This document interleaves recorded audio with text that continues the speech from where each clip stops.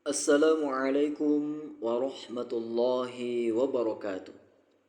Sahabatku yang dirahmati Allah, habis sholat isya adalah waktu yang sering diremehkan banyak orang.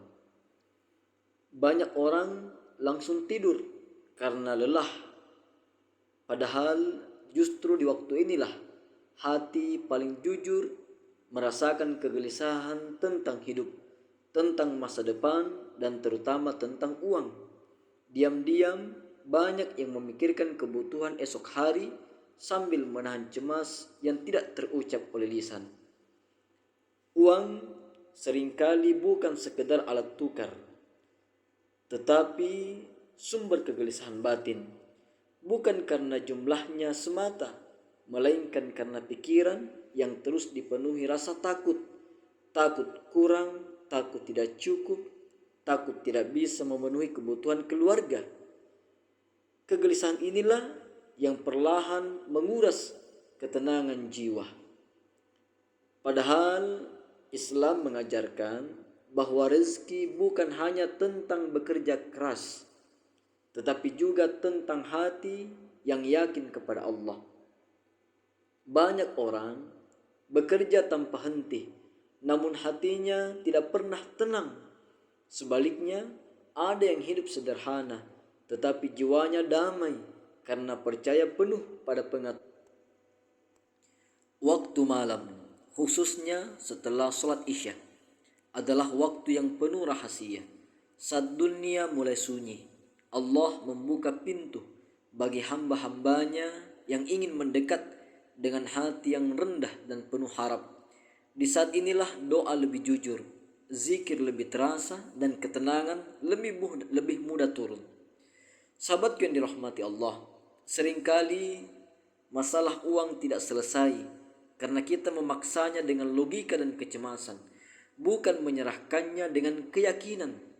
Semakin dipikirkan dengan gelisah, semakin sempit rasanya, semakin sulit didapatkan.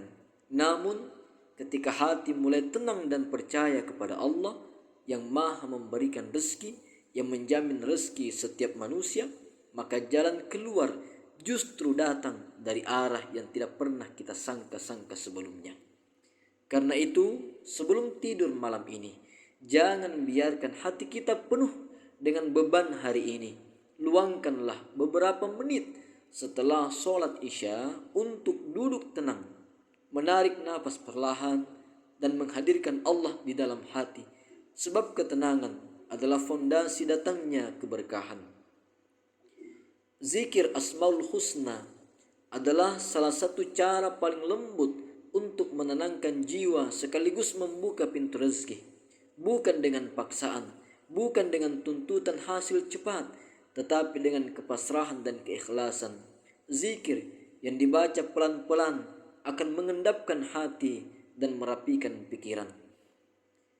Zikir Asmaul Husna yang dianjurkan dibaca setelah sholat isya dalam amalan ini adalah Ya Razzaq, Ya Razzaq.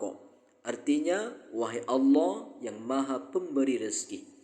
Nama ini menanamkan keyakinan bahwa rezeki tidak pernah tertukar, tidak pernah terlambat sedikit pun, dan tidak pernah salah alamat.